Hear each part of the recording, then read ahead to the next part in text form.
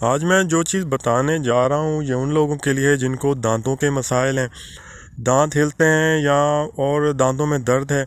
तो मुझे ये नुस्खा जिनसे मिला उनका कहना था कि मेरी उम्र 100 वर्ष के आसपास है और आज भी मैं गन्ना आराम से खा लेता हूँ। दांतों में कोई तकलीफ़ नहीं है, मेरे सारे दांत साबित हैं, आज तक किसी डॉक्टर के पास मैं नहीं गया। जवान लोग मेरे दांतों पर रश्क करते हैं। जब मैंने उनसे उनके दांतों की सेहत का राज पूछा तो उन्होंने फरमाया कि मुझे ये जो वजीफ़ा था ये बचपन में मिला था, तो आज मैं आगे आपको शेयर कर रहा हूँ। तो उन्होंने कहा कि आप जब इशा की नमाज़ में वितर पढ़ते हैं तो पहली रकात में अल्हम्दु शरीफ के बाद सूरत इज़ाजा, दूसरी में तब्बत यदा और तीसरी में सूरत इखलास पढ़ने का मामूल बना लें।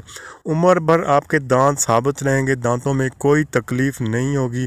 खुद भी पढ़ें, आगे भी शेयर करें और मुझे दुआओं में याद रखें। अल्लाह हाफिज़।